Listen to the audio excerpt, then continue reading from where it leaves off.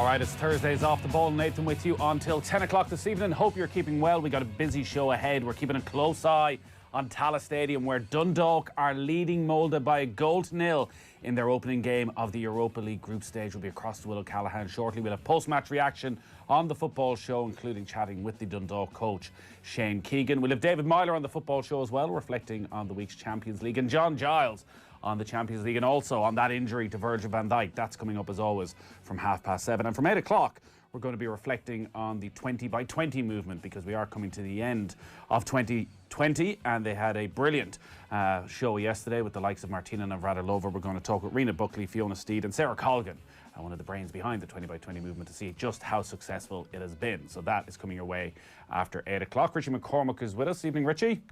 Jump up and down if you love the town, Nathan. You said it. Joe Molloy is there as well. Lads, how you doing? Let's go straight to Tallaght Stadium, because Will O'Callaghan is with us. Will, what's the latest? Evening, lads. Still 1-0 to Dundalk here early in the second half, but Molde have been a lot better since the half-time break, Nathan. And at the moment, Dundalk are having to defend in front of their goal. Good block by Brian Garton. Dan Cleary has got a block in the follow-up, and the ball has just been deflected over the bar. It's been Molde's kind of best 4 or 5 minutes of the game they've had really since half-time, and the visitors will perhaps feel a little bit unlucky that they're not level at this point. They had no shots on target in the entire first half here at Tallaght Stadium, where Dundalk were very solid and played particularly well down their right-hand side. The goal came in the 35th minute for the Lily Whites. It was a clever 1-2 from Gannon and Mountney down on the right-hand side. Eventually, Mountney found himself a bit of space in the right-wing position. Delicious cross which came across, and Sean Murray just glanced his header past the Molde goalkeeper. He, of course, scored a header against KI earlier this month in the qualifiers, and really it was a goal that Dundalk deserved with the way they played in the first half. They had the ball in the net about 10 minutes before that.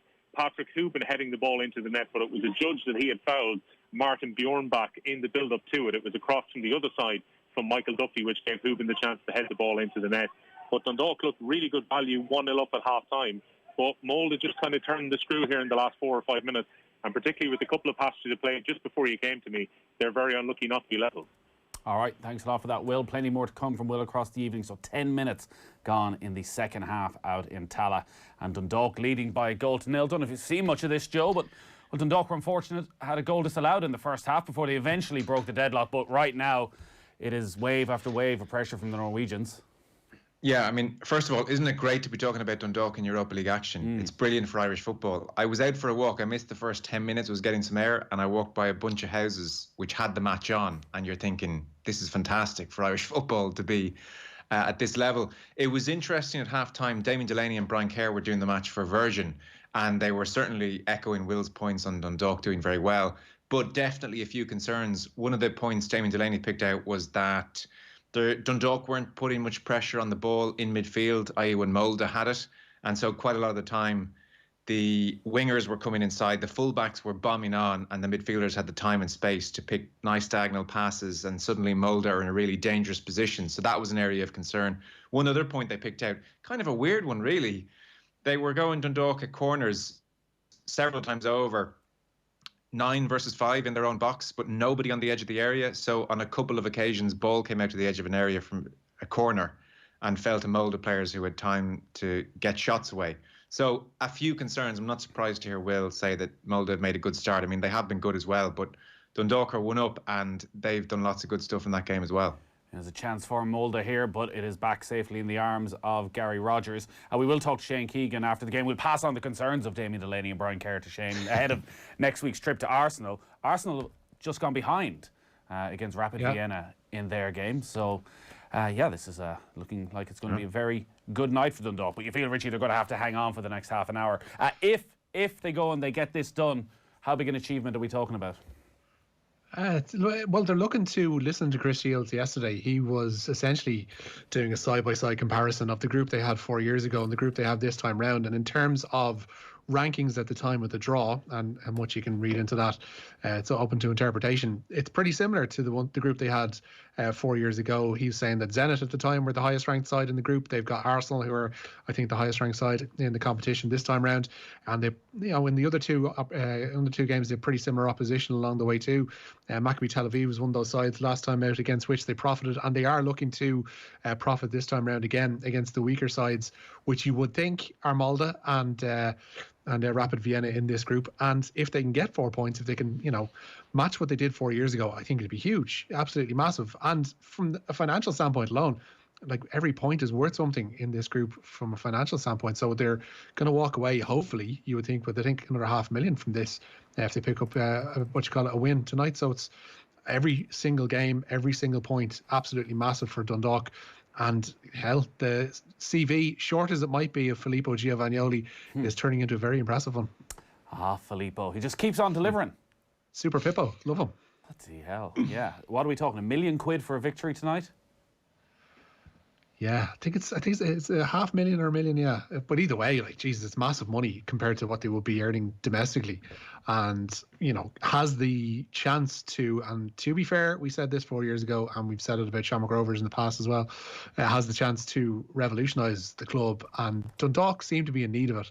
How much of an appetite there actually is within Peak 6 to dicky up Oriel Park and see it become a ground that can actually host these games, it's another story, and it's probably one for another day. But you would hope that they do see a future for the club within the confines of the town, and they will actually reinvest this money into proper facilities for a team that's long since deserved them.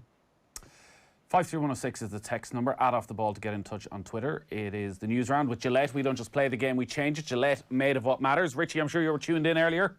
Golf Weekly was live. Oh, God. And I would say we've never had a strong reaction, Joe, to a Golf Weekly, unfortunately, because there is no golf.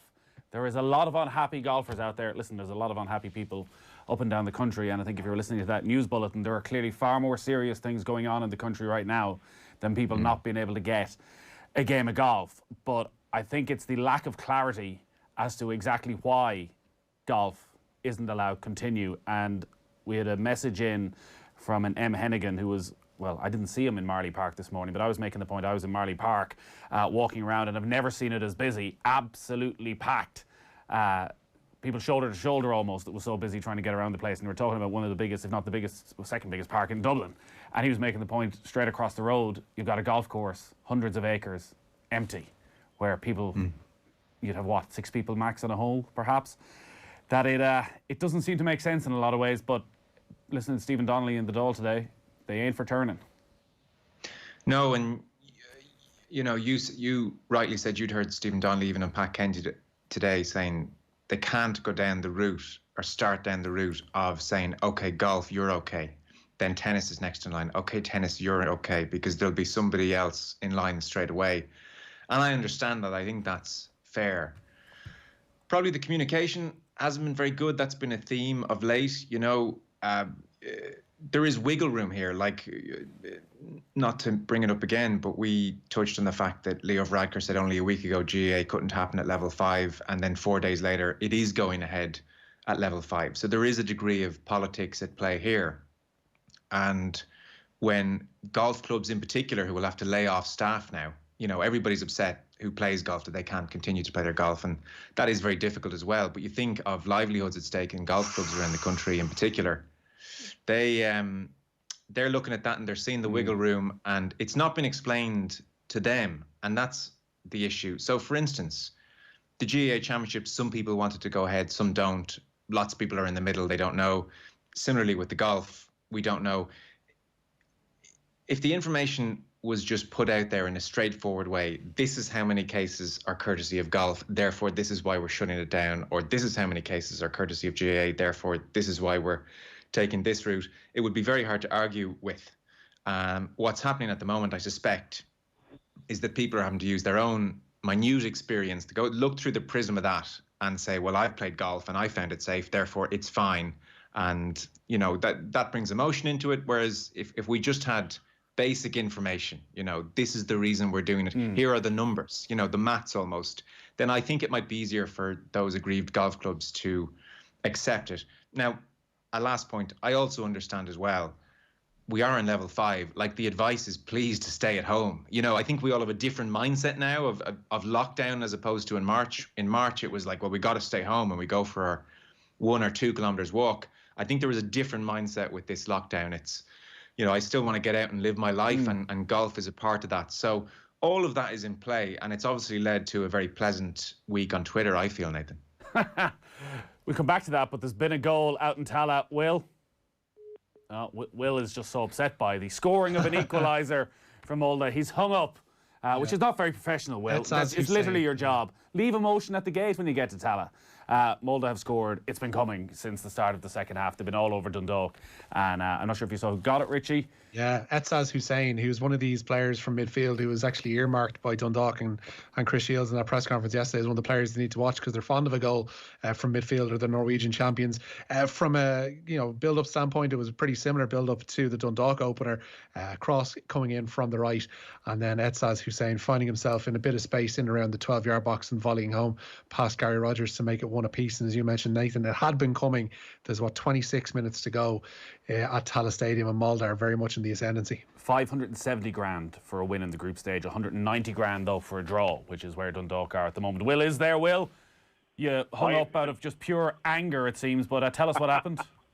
Well, look, it was coming, Nathan, an equaliser for Molde coming here in the 62nd minute. It was good play down the right-hand side by the visitors from Norway, and Pedersen, their right back, who has been just kind of roaming throughout the second half and creating plenty of chances from that side. It was his cross which came in. It was deflected, but it came to Hussein for a volley just inside the box. Very sweetly hit past Gary Rogers. And Molde level now at this point. Dundalk scored in the first half in the 35th minute from Sean Murray, but that's now been cancelled out. A goal apiece. And based on the first 15 minutes of the second half, it's the Norwegian visitors who are very much on top, Nathan. All right, thanks for that. Well, maybe we should have a crack list. So everybody for the next 6 months gets one thing. So you can either, go for 3 pints on a Saturday, or you can play golf, or you can play tennis, or you can play a game of football. But just one thing. Everybody gets one thing just to get them through the winter. Would that not be fair enough?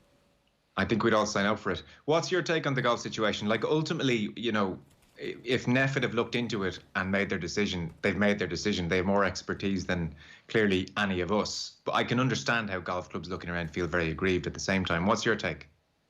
I would go along with you that we're in level 5. The message is stay at home as much as possible, and that there's no question that right now going to play golf is seen as an unnecessary journey.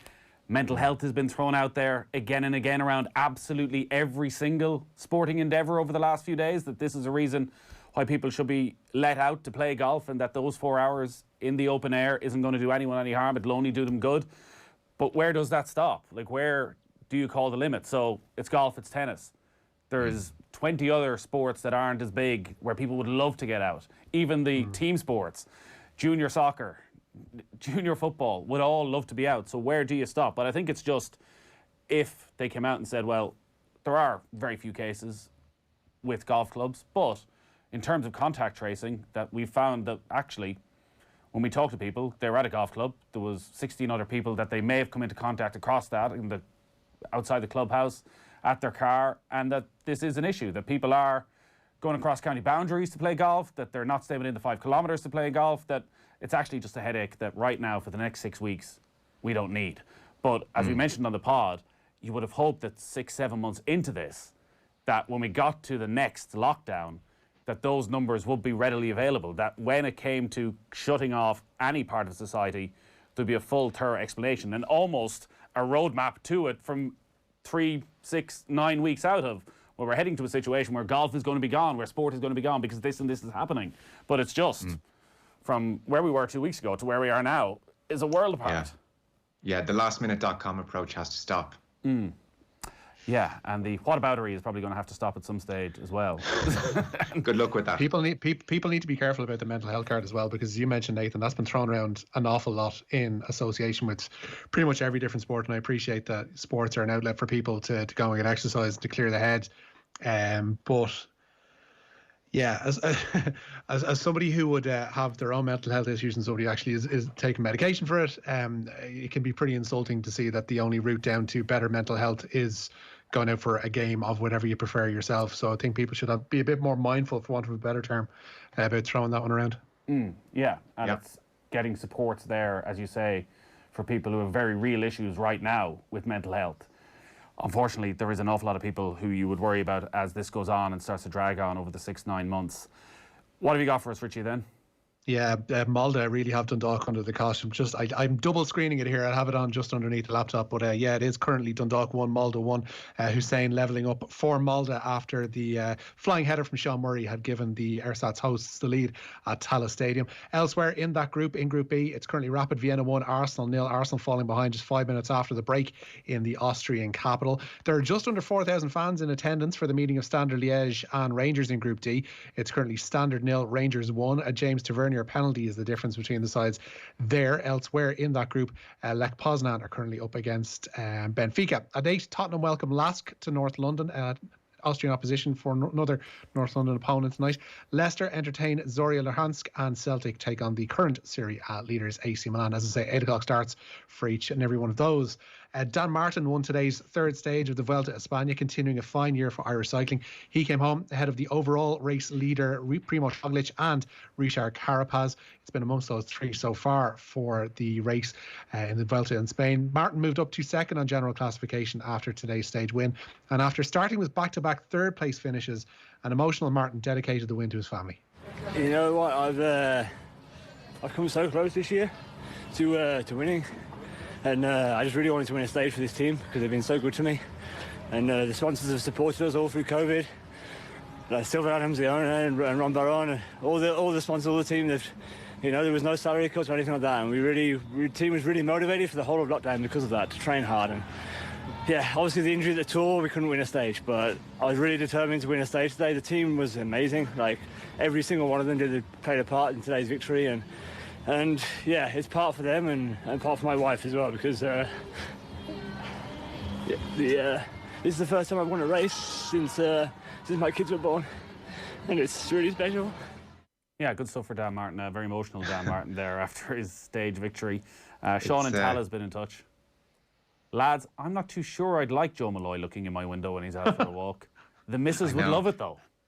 As I was saying it, I thought, have I borderline broken the law? Were you slowing down as you were walking past the houses? Oh, I'm doing a little survey on how many people are watching Dundalk right now. I may use it on the radio later. There was one slow motion replay where I may have loitered for a moment, but that was it. Yeah. The clipboard was a bit too far though, Joe, wasn't it? Yeah. Hi lads, just curious what the rules are supposed to be for GAA teams. I know county teams can train and play, but what about others? As I just walked past a full team of under 20 female GAA training, says Donal. I'm not really sure what relevance the fact that they were female GAA is to the conversation. How do you know they were under 20? I think if they were under 18, if they were of school-going age, that they are allowed within groups of 15, pods of 15, engage in non-contact training still. So, they may not have been doing anything that is against the spirit of the rule here.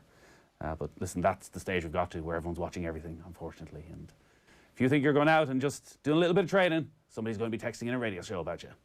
So sorry about that. I think we have a penalty in Tallaght Stadium, Nathan. It looks like there was a break down the left-hand side, inside left channel, and one of the Molde attackers was clipped on their route through to goal, and it looks as if we're going to have a spot kick in Tallaght Stadium. Yeah, Sean Gannon gave away the penalty kick, and it is a penalty to Molde. 71 minutes on the clock. Dundalk, remember, had been leading by a 1-0, but they are now behind because Molde have scored that penalty. So Dundalk 1, Molde 2. There are 18 minutes remaining in that one. What else you got for us, Richie?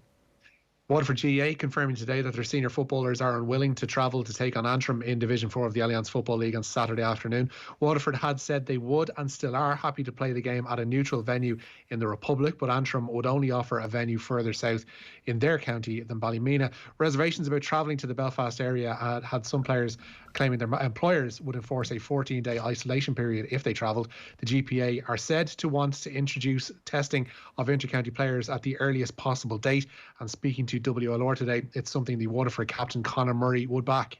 The GPA stance is completely correct. If there's no test, and I can't see how the GAA can continue to push this ahead for the next few weeks. It's great. Look, it's great having games. It's great having training to go to. It's great to have people, or to have games for people to watch the weekend, give people a bit of a lift. But at the end of the day, if there's no testing in place and everything isn't as secure and safe as it can be, yeah, you have to ask questions. And look, like I said, I'm no expert, and we just have to go. I completely stand by what the GPA say, that if there's no testing, you have to wonder the credibility of the championship, if it can go ahead or not. Yeah, this will be interesting. It seems literally every 24 hours there's another twist in the tail here, Joe. And now it's the GPA coming out and essentially demanding testing for all their players, whether they have any symptoms or not. And is that the best use of resources? I'm surprised at this, actually. I mean, and we had Mary Horgan on OTB AM during the week. She's with Cork University Hospital and she's part of the advisory group to the GAA. And she was making the very valid point that because these are amateurs and they're going straight back into the community, that really testing them, so say we put in massive resources and test every GAA player in the country on Thursday or Friday before the opening weekend, and they all then return to their jobs and return to their families.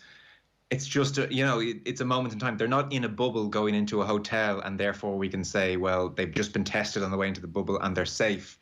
So she was making the very valid point that really having a mass testing, the likes of which the GPA are asking for now, is of really very little benefit. What's interesting, and I know you're going over to Will now in one sec, but I know what's interesting is actually that Bevan Duffy, the Louth footballer, we played him earlier in the week, felt this level of concern. The GPA are feeling this level of concern. So there's probably a communication issue there with GAA and their advisory group and the players to almost let them know this is why we're not testing, because, to bring in the mental health point again for a second, and it's not quite a mental illness, it's a mental health issue. Bevan Duffy and other players are stressed because they're wondering, why haven't I been tested? I've got my family and I'm playing a match. I don't feel good about this. And they don't seem to be aware of the rationale for not testing en masse. And now the GPA are looking for it as well. So, look, it's not surprising. There's lots of information flying around and lots of confusion. But the GPA looking for this, they're entitled to do what they want, absolutely. But I suspect the response from the GAA will be, there's not much value, we've been told, in testing, and then all the players just return to work and back to the community straight away. Yeah, if you take a test tomorrow and they agree to this, are they going to have another? Is it going to be every Friday there's a test and still you're going home? You're going home, and there's no guarantee by Monday that you wouldn't test positive and you're going into training tomorrow night. So where does it end? Yeah, but it shows the concern, doesn't it? Like that, it's an insight. We're talking about, well, it'll be a lift to the nation, but actually, let's make sure all the players are feeling like they're being looked after too. And clearly, there's a gap there. Yeah, there does, and it does seem as though within different counties there's been a lack of information. Whether it's Wexford been able to get the rapid testing and Louth feeling maybe it wasn't there and not being aware that why they weren't getting the testing because it wasn't necessary. So yeah, communication is a huge part of this. Let's quickly go back to Tallaght then. Will O'Callaghan is there. Will, 15 minutes left. Yeah, Nathan, it's the visitors, Molde, who've gone ahead. They lead by 2-1 here against Dundalk, and richly deserved for the way that they've played so far in the second half. There was a foul by Sean Gannon, which gave away a penalty on the right-hand side of the Dundalk box. Most of Molde's good players down the right-hand side, but it was actually an attack down the left, which eventually yielded the penalty. Gannon, with what looked a clumsy enough foul, it gave the chance then for Omid Jufano to step up from the net, the number 99. He just slotted his penalty away. Rogers got down well to his right-hand side, couldn't get a hand on the ball though, and it's Molde now who lead by 2-1. And realistically, since about 5 minutes into the second half, Dundalk have been really under the cosh, and they've struggled to get any kind of meaningful possession. It's been the Norwegians who've been very much on top. We've got 15 minutes of normal time left now.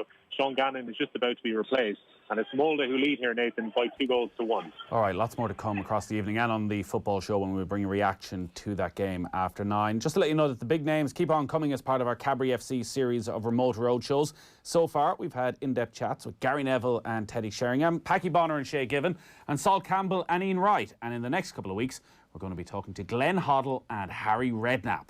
We will give you more details on when and where you can watch the show on our social channels over the coming days. It is all with thanks to Cabri FC. Check out cabrifc.com for updates on promotions and giveaways. Richie, thank you as always.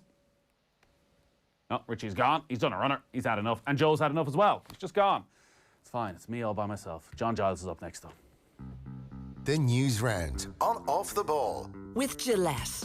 We don't just play the game, we change it. Gillette, made of what matters. We're streaming the courses and we're getting a great response. Simply couldn't do that without strong broadband connection.